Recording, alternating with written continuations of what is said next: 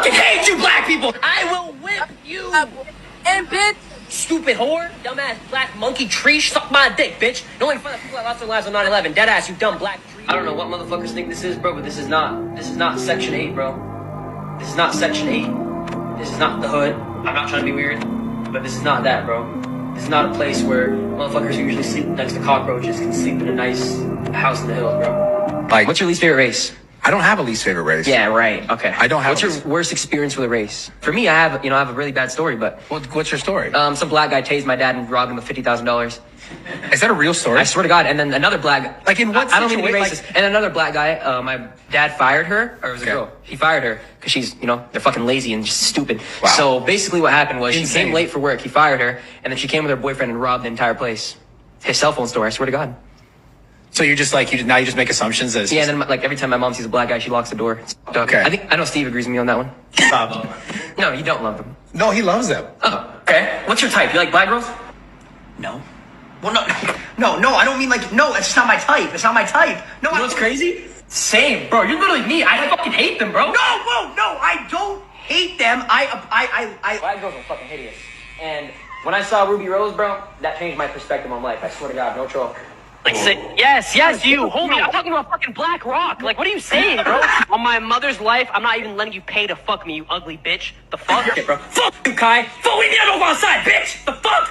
I will fuck your mom, bitch. I will fuck the shit out of that fat, hairy tumbling bitch. Fuck you. Suck my dick. What the fuck is that? Like Kai and Cuffy just eating bananas. What the? It has a toy. Hey, monkey. It has a toy. Excuse me, Kai. When people tell you who they are, believe them. He is a racist. He's engaged in misogynoir, and there are people out there defending him. He's a grown man.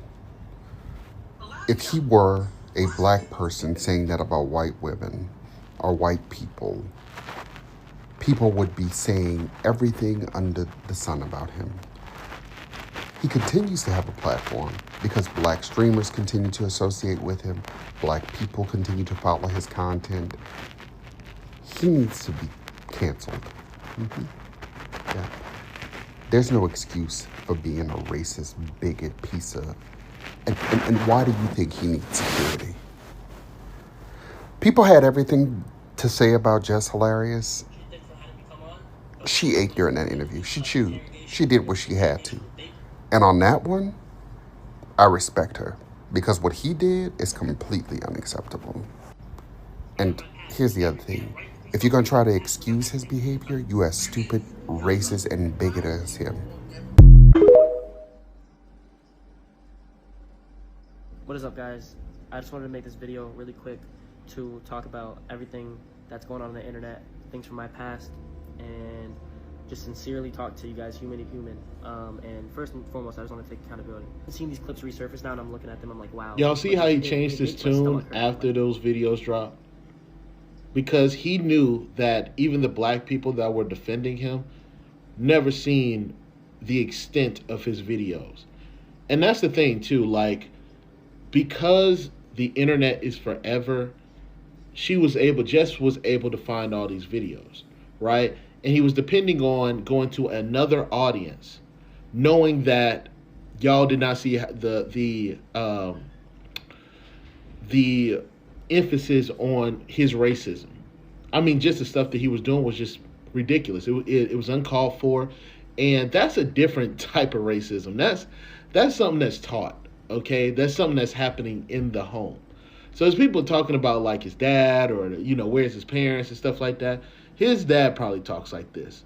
And he also understands how his fan base wants him to react. His fan base wanted him to be racist. It's just being honest, big dog. That's why I never took it to heart when people were saying, well, he's just a kid. No, look at what he's doing. Children don't act like that. Okay?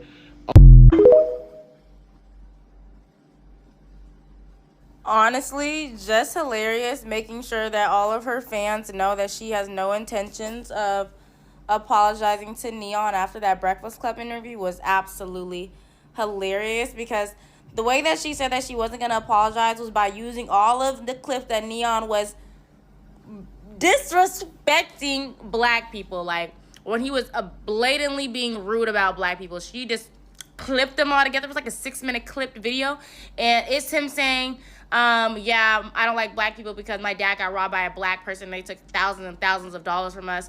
My mom even locks the door when she sees a black person coming now. Ruby Rose, before I met Ruby Rose, I thought black girls were hideous, blah, blah, blah. He was like, but she really changed my mind on that. And then he just goes on to say a lot of other disheartening things about black women, but nevertheless. So when he gets on the Breakfast Club, I like how Jess was like, I'm not really one to do a lot of research, but he asked Charlamagne to get on. Like, apparently, like, he had asked Charlamagne to get on, like, the Breakfast Club to have a big announcement. I don't even know if he got to the damn big announcement, honestly. But I loved how they made sure that he was held accountable for all the disparaging things that he has said about the black community, and they just wanted to, like, so do you like black people? Do you find black women like what's up with all that? Like what's up with that? He was like, I do like black people. And Jess points out that like a huge portion of his staff is black, like his security guards are black. They even got on the topic of like, oh well, why do you go through so many security guards?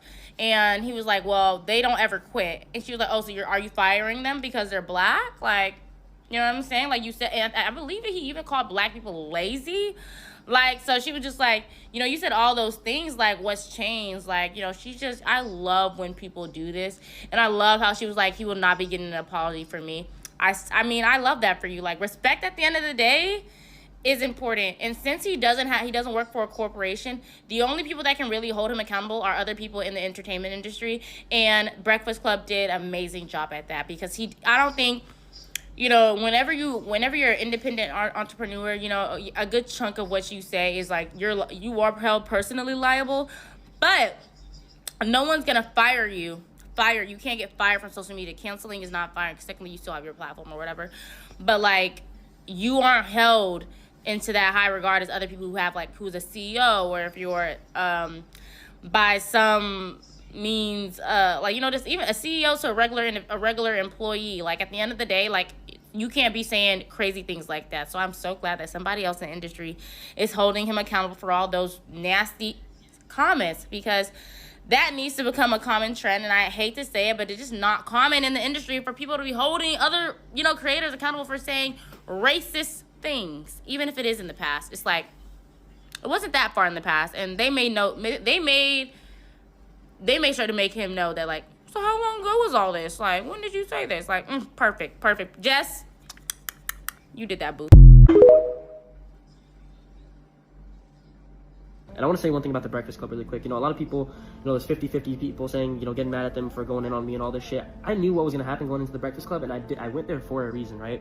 This is what they do. They go and they look at your past and they talk about everything and they confront you for things. Neon may have matured, but what about everybody else? Neon may have matured, but what about everybody else? Sure, maybe Neon's controversial statements and edgy jokes were in the past. Maybe he doesn't say or believe those things anymore, but what about everybody else? That is the question these streamers never have to answer, and that is why this little confrontation on the Breakfast Club was a good thing. For the past 10 years, and yes, I'm taking it back to Gamergate again because it is a tangible example and tangible proof we have supporting my point, I have watched popular edgy streamers directly lead children and teenagers, often boys but sometimes girls, down the alt-right pipeline. Through edgy humor, through controversial statements, through inappropriate social commentary and filmed interactions, etc. Then, the streamers grow up and stop making that content, realize it isn't funny to them anymore, or the streamers get signed and move into traditional media spaces where they cannot create that type of content anymore, or they get a girlfriend or a wife and therefore stop espousing certain rhetoric, etc.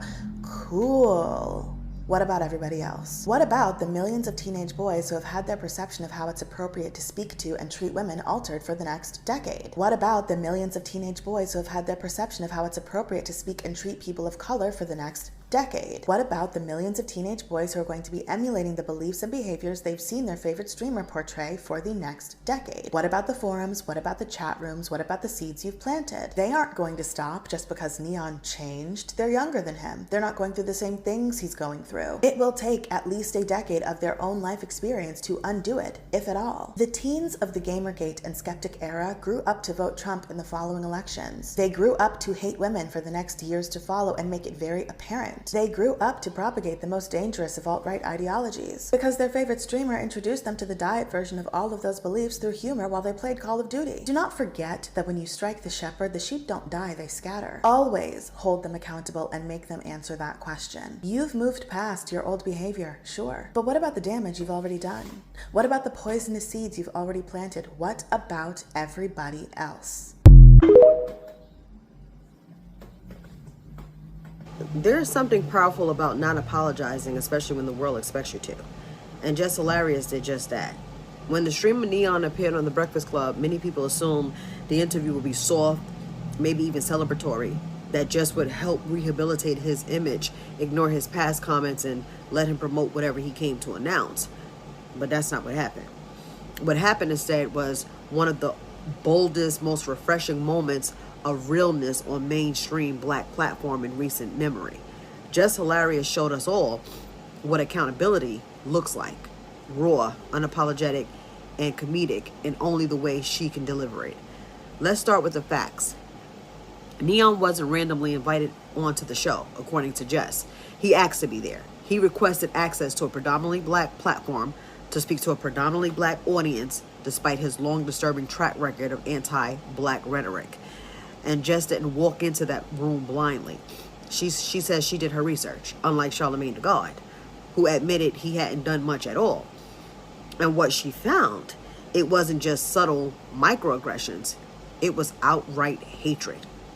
This is a person who called black people monkeys, who said black people robbed his father, who said he fired someone for being lazy just like black people, who repeatedly insulted Kasanai and disrespected his mother, who admitted on another podcast that his least favorite group of people are black people.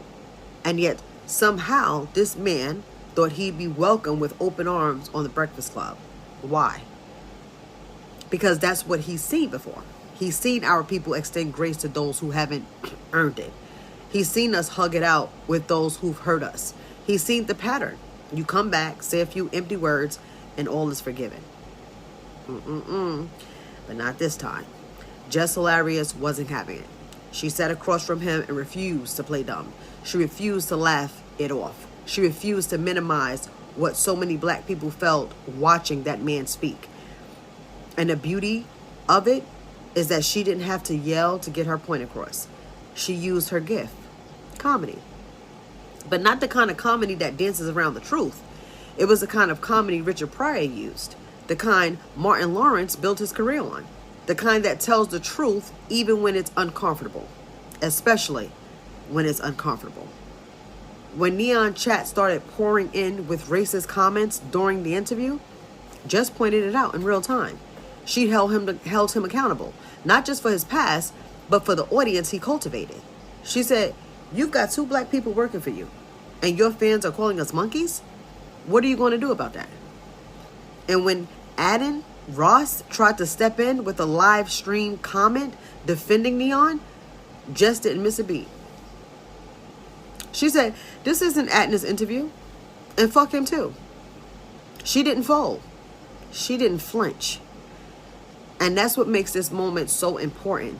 Not because she went viral, not because she was trending, but because she demonstrated something our community too often forgets. You do not have to forgive people who refuse to change. We are allowed to ask hard questions. We are allowed to gatekeep our spaces. We are allowed to say, "No, you don't get to speak here." This wasn't about cancel culture. This was about accountability culture. This was about not letting someone use our platform, our people, our pain for personal gain. But Jess didn't stop there. She took it a step further on her own platform, Instagram, where she doubled down. She posted a full breakdown video showing actual clips from Neon's past live streams proving his racist behavior wasn't a one-time thing. She gave people receipts. She let the audience see for themselves what she saw during her research. No exaggeration, no misunderstanding, just truth. And then she said something that hit me. I didn't grow up in trauma. I come from a 2-parent home. She made it clear. She wasn't reacting from pain. She was reacting from principle. She didn't need to be triggered by what he said. She was grounded enough to see the harm clearly and say, this ain't right. She also pointed out that Neon doesn't even go outside. He lives in his room. His only friends are his chat. He doesn't touch grass. He doesn't feel consequences, which is exactly why she had to bring it to him. She said essentially, when your whole life is online and your only real interactions are with people who cheer you on, no matter what you say, you lose touch with reality. And maybe that's why he showed up expecting love. He thought we were just another chat box, but just reminded him we are not. She said what needed to be said. She showed what needed to be seen. She refused to let someone who built a platform off of anti-blackness walk into a sacred space and rewrite the narrative. And she did it with style, with humor, with clarity, and with courage. Just Hilarious didn't just protect the culture, she honored it. She reminded us what it looks like to have a spine and a microphone at the same time. Because sometimes the real power isn't in the apology. It's in the refusal to give one. And Jess gave us power. She gave us a blueprint. She gave us a moment. And she didn't say sorry for it. If you support Neon, you a peon. Period. Like, if you support Neon, you a peon. I'm not going back and forth with y'all in the comments no more. DJ Envy dropped a video. Just Hilarious broke it down. If you still don't get it after this, I don't know what to tell you. I get a lot of young people are like, oh, they're just words. He just did that to troll and get famous. I think that we need to come together as a culture and realize that, like, everything is not okay just for entertainment. You get what I'm saying? Like, we have to start putting a cap on what's acceptable to make money. Because if we don't, like, y'all will try to judge women for doing all this stuff for money, but then when it comes to men doing something as crazy as this for money, it's like, oh, he just did that for money. It's swept under the rug. I don't like that. I don't like that we are getting this world ready. Like, it's like we're going backwards. Martin Luther King, Harriet Tubman, all of our heroes, all of our ancestors fought for us to have certain rights. Fought for us not to be called the N-word by Caucasians and stuff like that. So for people to feel like, oh, it's on the internet, so it's okay. He didn't call me that in person. He didn't say it to my face. He didn't disrespect it. It's okay. No, it's not. It's not okay on the internet or off the internet. And I get, we all get on the internet and troll. But it's a certain amount of respect. I always say, keep the kids out the trolling. Keep race out the trolling. Like, certain things we should just, we should put a cap on. It has to be a certain amount of respect. Because we are setting up the world for children to think it's okay to do anything and be able to apologize and get away with it. We are setting up the world where it's okay for a Caucasian man or another race man to walk up to a black little boy and call him the N-word. Like that lady walked up to that boy and called him the N-word at the park because he was autistic and took her son's fruit snacks. We are setting up, if we do not say something about this stuff, we are setting up the world for our kids to grow up being disrespected without any consequence. And I just don't feel like that's okay. I have a kid, so maybe it's the younger kids who don't have kids, who not thinking about it. They like, oh, I'm grown, I can take this. But our kids might not be able to take that. That's not okay for our kids to have to take that. I don't want a little boy walking up to my son calling him the N-word. I do not. I don't want my son to fight him or anything like that if that's the case. But I don't want him to live in a world where that's okay, where they feel like that's acceptable to disrespect the child for no reason, for trolling purposes. That's not okay. I'm sorry. So y'all need to really lock in and think about what type of world we want to live in. Is y'all cool for real? Like, nah, is y'all cool for real? Because y'all are acting like everything that Just Hilarious and the Breakfast Club has put out about what Neon has said is new information. But they literally talked about this in an interview with him, which is what made it a good interview. Hello? Is y'all cool for real? And then you got the same people that they was up there defending, making excuses for Neon. Like, okay, maybe you're cool with him calling your mama a black Harriet Tubman, but we're not. Okay, that's you. And what's even more interesting is Buddy sat up there in that interview and was shaking in his tube socks, but then left the building and wanted to act like he was ready to get buck. Talking about, I'm about to be tight for real. I'm about to be tight for real. Nobody want to see me tight. Buddy, you literally sat up in that interview and was telling the story about how your manager got jumped and you stayed in the van because you didn't think it was safe. Who don't want to see you tight? Who is it? Talking about he want to take Charlamagne on a trip to Turkey to get some hair transplants and then they can run it back. Sir, you not going back up there, please. Why is you lying? You know it don't matter what he got on his head. You're done. And then you got Aiden Ross on stream saying crazy things about black women. That's weird, but I blame the black streamers. Because even Ray J was up there talking about, oh, what the Breakfast Club did was wrong. Sir, stop talking to us, because Princess Love just told us that y'all was at the freak-offs. You might want to shh. It's too loud. It's too loud. I was watching that video that Just Hilarious posted about the Neon Boy, and I ain't gonna lie to y'all, I don't too much know everything that he did or said back then, but after looking at that little boy got a deep hatred for black people. Like, he has personal reasons, like somebody did something to his dad or something. Like, he hates black people, he hates black women, he hates them, he think they're ugly, he think they're just disgusting, like he hates them. And the type of hate he was spewing doesn't just go away in 2 years. That's a deep-rooted, y'all gotta really deep, it's deep in him. Listen, keep him away from me. So the guy Neon, the one who's on the Breakfast Club, he's responding to Just Hilarious video that she made. She made a compilation video just showing the people that was trying to put them down about the way they treated him on the show. She made a video just showing all of the stuff that he said about African-American people, right? So I just want to say that, like, his video, he was just saying how he's becoming a man. He's looking back at the old clips of himself, and he was on like a clout high. He was seeing how many views he was getting from the most egregious shit that he was saying, and he's not proud of that. Listen, I believe in second chances. I absolutely do. But to that boy, Neon, that young man, the way he responded to Just Hilarious in the Breakfast Club after he left, the shit talking he did when he got out of their presence, it shows that there's no growth. It shows that there's no growth.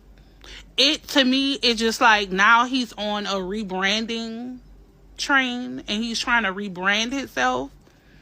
But at the end of the day, the way you felt after, oh, they didn't shake my hand, blah, blah, blah, this and that, and they all fist bumped you. Like, they didn't want to shake your hand, but they fist bump you. And I don't know if you know, but in the black community, that's a sign of respect. But it's just like his response to them after, and then now he's making this video saying that he's taking accountability, but you're not. Because you had the chance to take accountability a couple of weeks ago, and you didn't do that. So I'm so happy Jess did what she did. I'm so happy she shut down all of the shit that people were saying about them and how they reacted to him. Because people don't do their research to go see why a person treated somebody the way they did him. And I want to say this. I stand with Jess motherfucking Hilarious for standing on motherfucking business, okay? And I don't know if it's the Scorpio in me. You know what I'm saying? Like, I don't know if it's the stubbornness in me that says, yes, stand your ground. I don't know what I'm talking about. I'm talking about the Breakfast Club when they did an interview with Neon and he thought he was gonna show up there all nice and new personality and this and this, and Jess Hilarious said, oh no, bring that ass here. See, the thing about this is that she made him take accountability. It's one thing to be sitting here behind a screen and say all these things, and then next thing is you got to be sitting next to the people that you call monkeys, to people that you made these references about. You shaking and trembling and they did you so wrong, they didn't treat you right, they didn't dap your hand, none of them wanted to, like, no, like, you don't think that the comments that you've made are hurtful? You don't think that, damn, we like, dang, why, you know what I'm saying? Like, we already gotta face enough. We already gotta face fucking enough. That's another thing, is that other races think that black people don't have feelings. We have feelings. And I could go deeper into that, from when they were making us, they were doing surgeries on us without any kind of pain medication or anything because we didn't feel shit. I know that's a little too deep, so I'm gonna bring it back. I don't know about him and the whole Kai situation, but I know that I'm never going to defend somebody, forgive somebody that made a reference to my mother about Harriet Tubman. Matter of fact, like, we know what Harriet Tubman has done for us. But when somebody outside of us makes a reference to Harriet Tubman, we know exactly what you fucking mean. So you thought that you were going to just come up here with a new persona and just wipe away. You cannot wipe away stuff. We still heard it from 400 plus years ago about slavery. You think that you're going to say something 3 years ago, 4 years ago, and we not going to feel it? Yes, we fucking feel it. The thing is, do you really mean it? Or did those brands start contacting you and saying that we cannot work with you doing all this kind of carry on? We cannot afford for our image to take a part in this. So if you want to continue to work with us, or if you want the future opportunities to work with us, you got to clean it up a little bit. So that's what you had to do. The situation with Just Hilarious has made me like her even more, because stand on business. Too often as Black people, we let people run over us. We're too easily to forgive. We just sweep stuff under the rug, when really these people are letting you know how they feel about you. He said we were monkeys. Anybody know that that's the oldest insult in the book, but it still hits. It's okay to be an influencer. It's okay to be a streamer. I'm not against it. But sometimes you got to actually think morals and values. Where do you lie? Like, do you have morals? Do you have values? And once again, your parents are immigrants. Then other races think that they could just say stuff about us, say hurtful things to us, say things that they know that's going to trigger us, right? And then apologize for it, and then we just supposed to get over it. We just supposed to forget about it. It just never happened. You didn't say that. You didn't call that man and reference that man mom as Harriet Tubman. And like I said, he may forgive you, may have forgiven you, but we know who you are. And with that Breakfast Club thing, I want to say I appreciate them for having me come on. But that was literally an interrogation room. It was an interrogation room. They brought up my past, rightfully so. Bring up my past, bring up everything. I've done so much fucked up shit. I've been such a weirdo in my past, and I know that, right? I know that. But when they keep repeating the same shit, they're obviously trying to get something out of it and just trying to the motive was just very fucked up in that room. And I was honestly. This is all I got from this video, and I am sure some people will be like, what is going on, what happened, and all that. Is there something else going on? Now let me tell you something. Just Hilarious make a point on her refusal to apologize to Neon after Shady Breakfast Club interview and all that, and I absolutely support her for not apologizing. Why? Because we black people have to hold people accountable for the things they do to people that look like me. You have to hold them responsible, and you don't have to mince words. You don't have to shrink, probably just because the person is younger, or just because you need to give them time to change or something like that. Hold them accountable, boots on the ground. And so many videos actually surfaced, which you might have seen some there, right? I cannot put the interview just had. Why? Because it's a copyright. I've tried putting some of their videos, and the next thing, boom, you get a copyright, So now let me tell us something. Neon actually knew what he did back then. You saw all that videos, all the things he was ranting. The truth is that he doesn't care about people that look like him. There are some words I'm trying to avoid using here, right? Now let me walk here a little bit, because some people know what they are doing. Some people think they can always get fame or get crowd with black people. Do you know he was the one that requested that they bring him to Breakfast Club? Breakfast Club, where they did not like it. He voluntarily said, I would like to come to the platform because he needs to speak to his black audience or gather more black audience. All right? And he came. Thank God that they have seen his old videos. And one thing is that I love the fact that they started with those questions, like asking him about all these videos, because he can't come to a black platform after being racist towards them, and you want them to promote you, and you want to speak to your, it's just like looking for a way to gather more fans through black people, because black people are always the one that supplies you all needs according to their wishes. And then you run away and you drag them, you insult them, denigrate them, do all of that. I've never seen let me tell you something. When you are getting something from somebody, especially when you need somebody so much, you have to be loyal. And you have to continue to be loyal as long as, yeah, you want my people, but you don't want to respect them. You want my people, but you want to call them mon and king. You want my people, and you stood there and told somebody's mother that she looks like her the top man. Do you know the insult you gave to a black woman? Man, you know one thing I am going to say? I love the fact that Jess is standing on ground, boots on ground. I love the fact, literally everything she said, I am sure black people knew it. Because after that interview, he went the first time, so many videos still surfaced. Some people are going to ask, he is a small boy or no. There ain't anything like small boy when it comes to people of color or white people anymore. Because the things I am saying, now I brought a video of a 15-year-old boy, 15 years. Did he do anything wrong? No. Did he steal? No. Did he take a nothing? Just a little boy that was hustling for his own money. It's summer break. Some kids wants to do business or something. He was selling roses. And the white woman called the cops. 10 cops on a 15-year-old child that does not have anything. He doesn't have nothing. 15 years. They held him down. See, that video is still, I don't know if I will get over that video. I don't know if I will get over that video anytime soon. Because that video is an eyesore. That's just out of jealousy or wicked. In fact, it's out of wickedness that you did what you did. But this one is making off money. He's making money through streaming. He got a platform. He is old enough to know what is good for what is bad. And he thought insulting black people, using the degrading words and calling them so many things, and people shouldn't hold him responsible. No, I ain't taking that BS anymore. You see, the way you people hold our babies responsible, not even responsible, you hold them for nothing. We'll continue to hold you people like that. I am not sorry.